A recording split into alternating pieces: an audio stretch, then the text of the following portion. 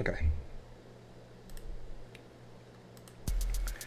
Hello, everyone. Welcome to an episode of Drinks and Discussion Sports. Alongside Marcus, I am Brian, and we are your hosts for this inaugural, I would say, Marcus, inaugural session of Drinks and Discussion Sports. Now, if you've watched some of our Drinks and Discussions general channel, you may have seen some of the hype and some of the um, preludes to us getting this channel up and going. But this is going to be our first interaction between Marcus and myself. You may have also seen a couple of other videos that we've gotten out there on this channel just to promote and get you guys salivating for what we're going to be providing you. But we're here. It's kickoff Sunday, baby. Football, the NFL is back. Marcus is representing the Cowboys with his shirt. I've got my Cowboys hat on. Let's go, Yes, Cowboys. yes. Marcus, how you doing, buddy? Good to see you, man, on this NFL I'm Sunday. I'm good. I'm good. It's finally here. I've been trying to temper my excitement, with the mini camps and then the training camp and all the hype and the hoopla and everybody's getting excited and fired up for their teams and everybody's been asking me, are you excited? Are you excited? I'm like, yeah, yeah, yeah. Right. But but I knew what it was. It just wasn't here yet. So, Right. but it's here. It is here. It is finally here, and I'm fired up. You know, I am more fired up than I thought I was going to be. My wife is probably not as fired up as I am because it's going to be an all-day football watching thing. And I know you and I are going to be together tonight when our Cowboys take on the Tampa Bay Buccaneers. So let's Yeah. kind of delve right into the game. So there's a lot of storylines coming Hmm. into this game. One, we've got the Tampa Bay Buccaneers quarterback, Tom Brady. I don't know if many of you have heard of this guy, but he is returning Wait, after. is this his second or third year in the league? Yeah, that new guy, that young Yeah. Tom Brady. You know, he did have Right. a pseudo retirement, like a 3 month, 2 months retirement. Hmm. What do you see? I can't really get my mind around the whole retirement, and then he kind of missed a lot of the off season practice and OTAs because of some other things was going through. I don't think they Hmm. really came out and said what that was all about. But what do you think? A guy 45 years of age coming out of retirement, playing at this level. What's your expectations from Tom Brady? Man, well, first of all, you know, I'm 49 and I struggle getting out of bed every morning. And all I do is I do Camp Gladiator workouts. So I can't imagine him being 45 and still going through the NFL gauntlet every week, every day, Hmm. practice, games, the conditioning, just preparing his body, eating right. I mean, that whole regiment. He's 45 years old. I can't, I got to give credit where credit's due. Whatever he's doing, it's working for him. Good for him. But um, I don't know. Yeah, he's a machine. It seems like.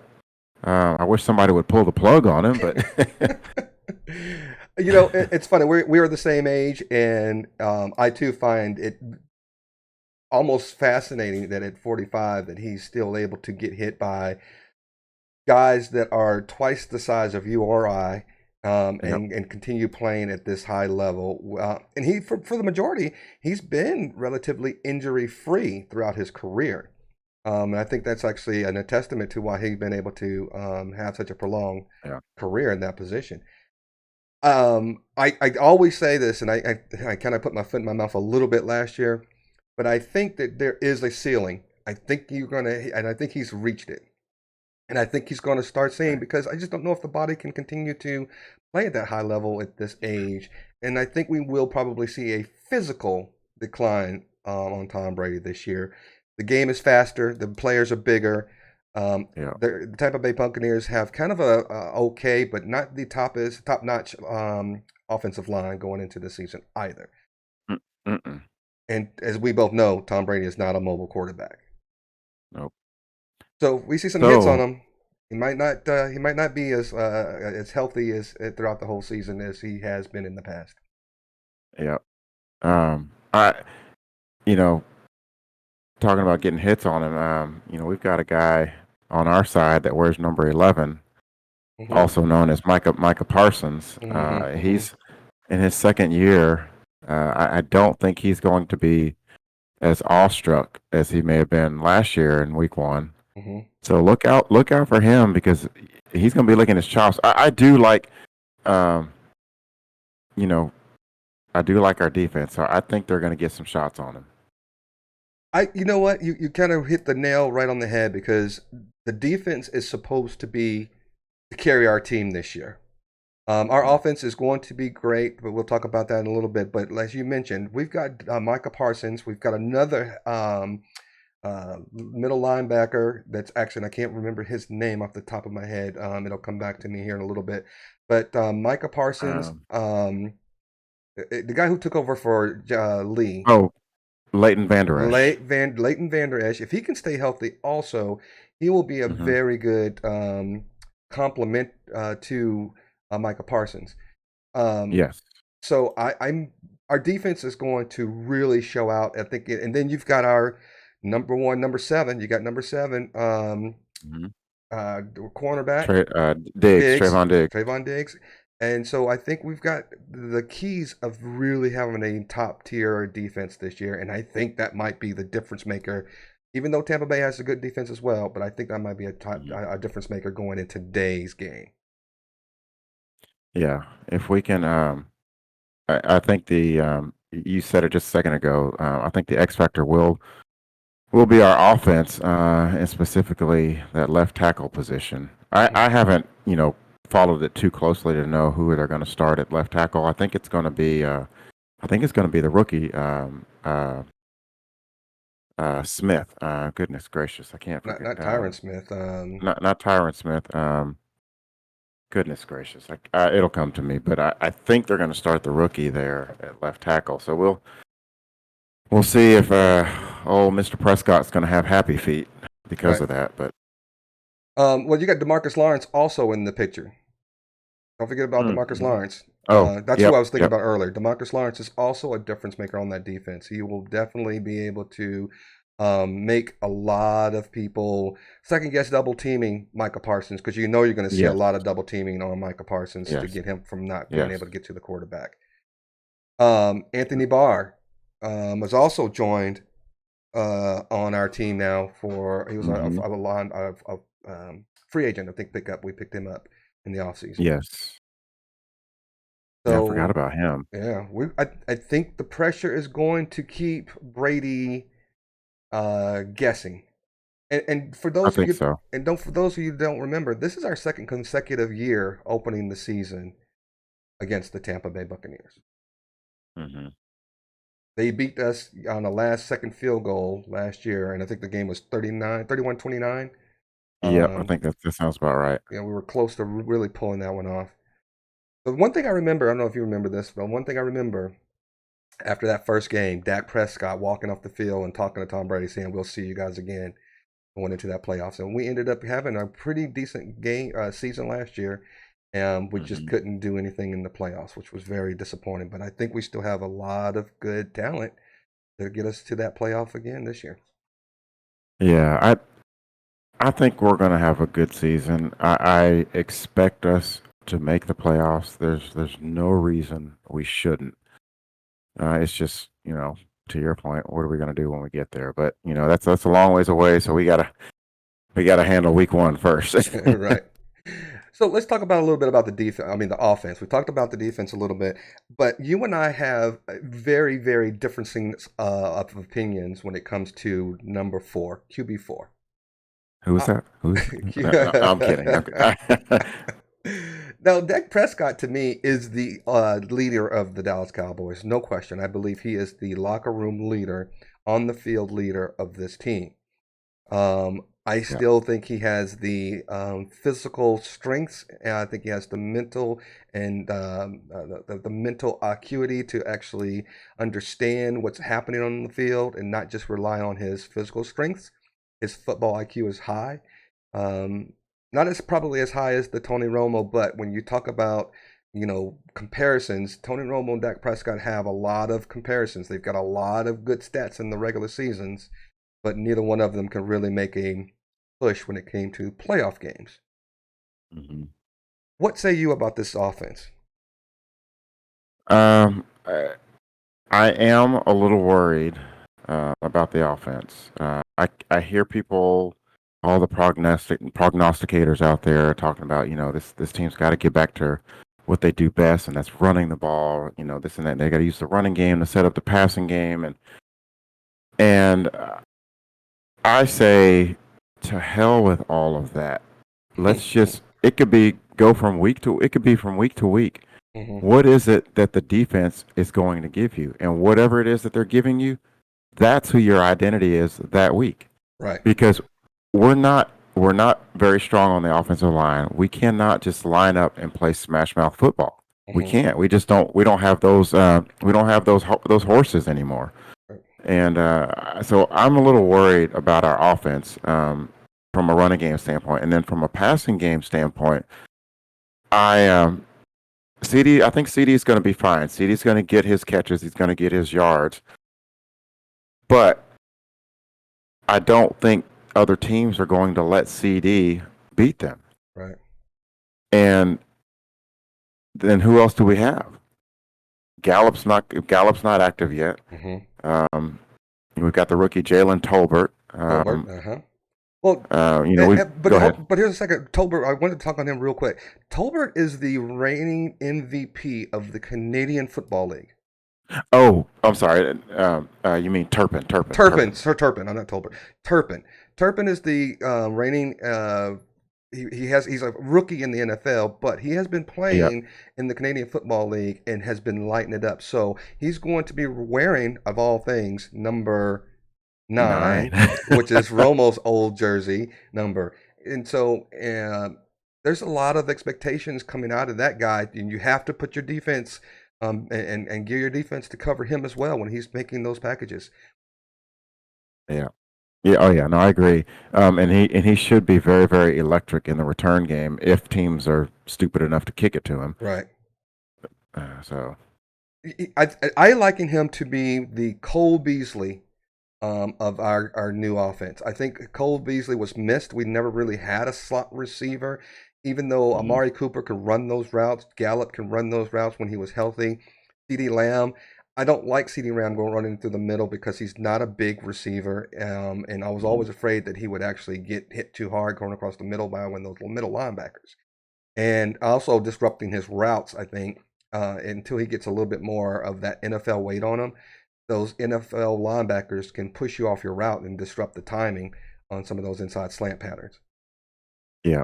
No, I agree with you. I do like it though. I don't like CD solely in the slot, but I like it when they move him around. And if I do he's too. occasionally in the slot, great. But I do like it when they move him around, and I think that'll help too. Um, Slow the other team's defenses down as the season goes along because the Cowboys traditionally can become very, very predictable in Right. what they're trying to do. Uh-huh. And then I was going to back up to something you said earlier on Cole Beasley. I was glad to hear you say that about Cole Beasley. He has been missed here, and it takes a very, very savvy type of player to play the slot.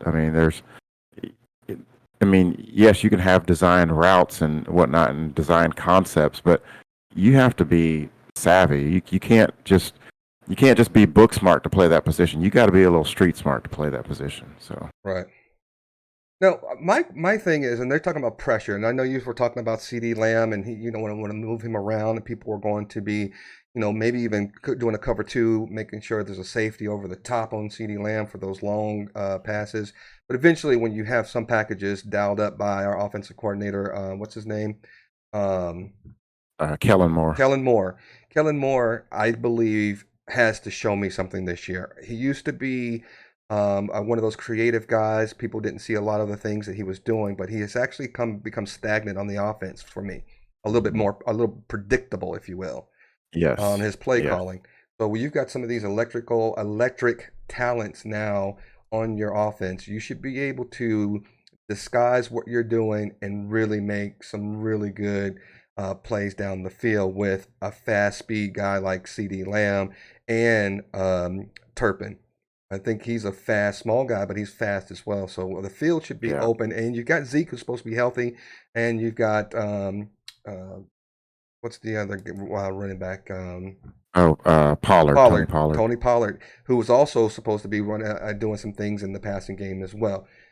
All those things to me says that the Cowboys should be a prolific offense, and maybe even one of the top five offenses of this year. Yeah, I think they will definitely get theirs. They're gonna pad the stats. I don't. Yeah, they should be one of the top.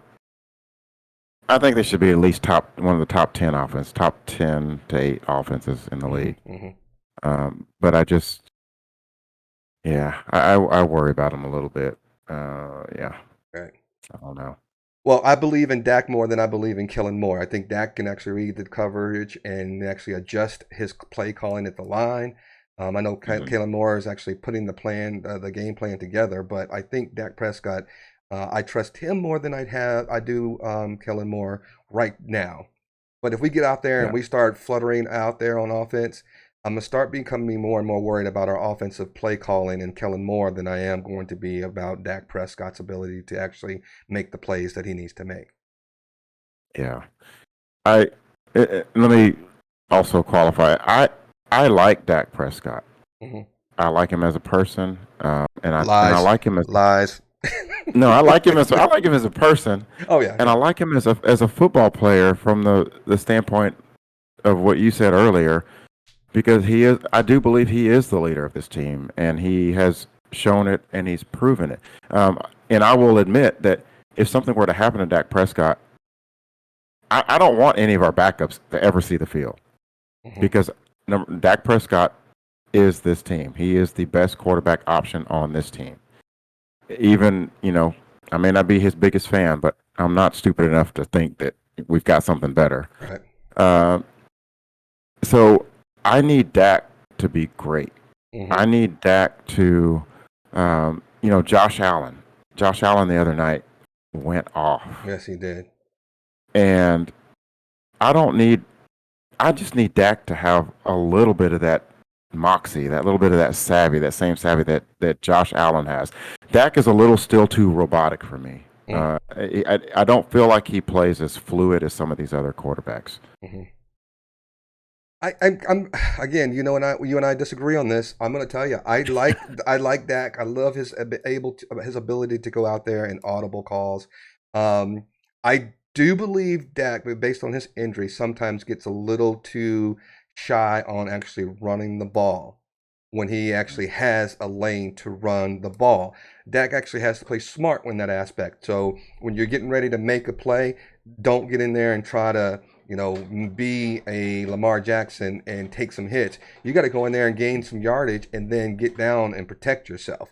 Um, Yeah, those are the plays that worry me. But I don't get worried when Dak, like Tony Romo, when he's a quarterback, Tony Romo was a good, exciting quarterback. But there are times when Tony Romo would throw a ball and you gasp and go, he's going to throw this away. He's going to make a bad pass or he's going to throw an interception at the most inopportune time. I don't have that necessarily that feeling with Dak Prescott. I have a feeling when the game's on the line, I want Dak Prescott to have the ball. I don't trust some of the receivers per se that we have right now because I don't know them well enough. CeeDee Lamb dropped a lot of balls last year yeah, in his second year. This is his third year. He dropped a lot of balls hmm that should have been caught.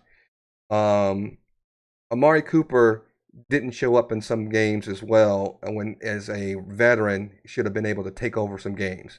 I needed to see him do more as well. But I don't put that on Dak Prescott. Prescott makes some throws. Sometimes he's not always as hmm accurate as you would like to see, but I think that will happen this year. You'll see a little bit more accuracy. And I think he trusts and doesn't have which I didn't really know. He had a cancer in the locker room with Amari Cooper toward the end of last year. So I think he yeah. That owns. was Yeah, and I think you brought that to my attention. He had mentioned some things about what Amari Cooper said in the I, locker room. yeah. I thought I heard something like that. Yeah. So Let's not call the game. I know it's almost game time for us to go and start watching some of these new the opening games on the Sunday NFL Sunday. But before we call this game, and I think everybody knows Okay. where we're going to go with this, let's call some of the other games. KC and Arizona. So you've got Patrick Mahomes against the new.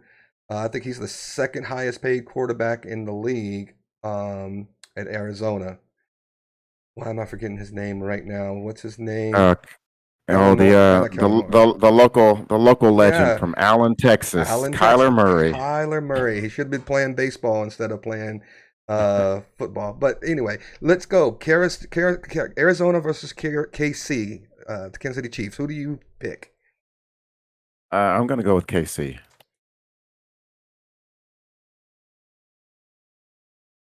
Okay, so I'm going to go with KC as well. Then we've got the Green Bay Aaron Rodgers without the leading receiver for Green Bay Packers against the Minnesota Vikings. Who are you taking? And without a really good receiving core for Aaron Rodgers, who do you take? I'm going to take Minnesota. I too am going to take Minnesota. I just don't. I don't know. Something's wrong with Aaron Rodgers. I just don't. I don't understand what's going on with him. I think he can still throw the ball, but I think he's just kind of. I don't know. I don't want to say it's mental thing going on with him, or I just don't get it. But something's just odd there, and I can't figure it out. Maybe too many hits in the pocket. I don't know. Yeah. So we both Yeah. got Kansas City, and we both got Minnesota. Next, we Yep. have two of the most high-profile games I think we've got on opening day. We've got Cleveland, Baker Mayfield's former home, playing against Carolina, Baker Mayfield's current home. hmm Who do you pick?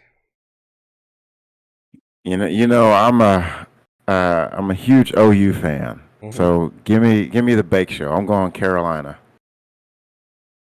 Well, I'm gonna tell you, and Baker, I don't trust. Nick Chubb is still the guy in Cleveland. I think Cleveland is going to win.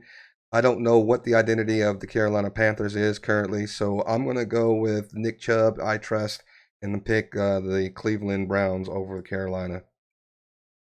All right, so that's our first disagreement right there. Yes.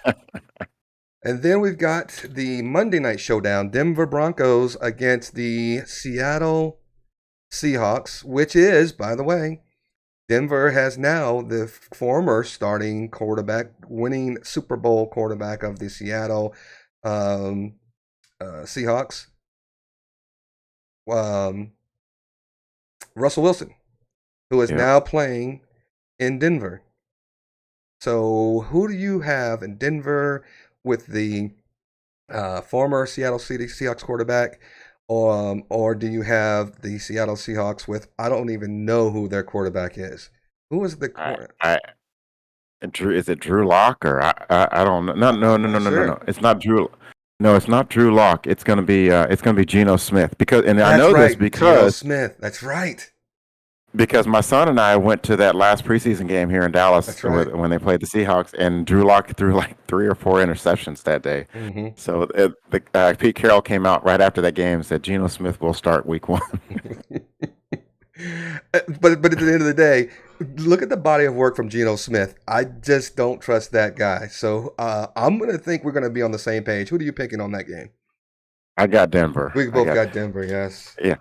So I know Seattle's going to be pretty juiced up, and I think their defense is going to always come to play up there.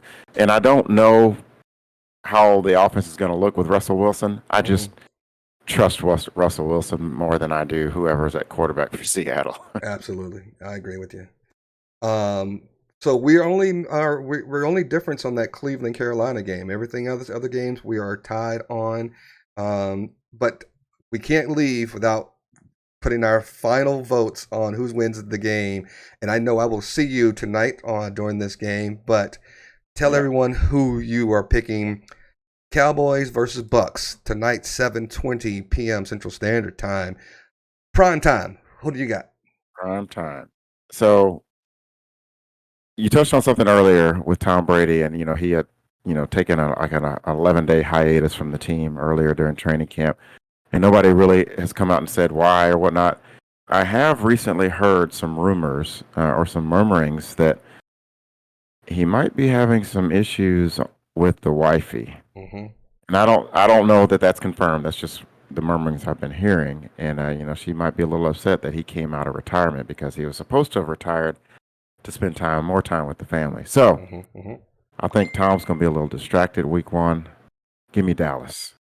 Okay. You know what? I heard the same thing. I didn't mention it, but I'm glad you did. Uh, for most of us men out here, if you're watching this, if you're trying to do anything and you know that there's a chewing out you're going to get by the wife at home, your whole day's screwed up. Or your It significant is. other, it's like my wife might not be happy with me golfing, and I say I'm going to go anyway. It's not a good golf game for me. It's just not. Yeah. So I agree with you. I think there is some little bit distraction on the Buck side. I think that we're going to pull this off the Cowboys are going to pull this off. I'm going to go a step further, Marcus. I'm Okay. going to tell you. I think this is going to be a shellacking to where the game will be over. Cowboys decisively win this game before right after halftime. After three quarters, we will have a well enough lead over the Tampa Bay Buccaneers that the game will be over by the third quarter. Oh wow. Okay. So All right. so you're calling Dallas in a blowout. I'm calling Dallas in the blowout this game. It won't even be close. That's what I'm thinking. The All Cowboys right. at least by 14 points, 2 touchdowns. Cowboys win. Okay. All right, Marcus. I appreciate you joining me All right. again. I will see you tonight. I hope we can actually do these types of things moving forward. If you guys aren't familiar with our channel, we are Drinks and Discussions Sports, but we also have Drinks and Discussions, our general channel. We also have Drinks and Discussions Movies. We have Drinks and Discussions everything you can think of. So watch a family of products, any type of thing you would like to see our view. We more than likely have it. But that's Marcus. I'm Brian. We are Drinks and Discussion Sports. And until next time, enjoy your NFL Sunday, and we'll see you again. Thanks, everyone.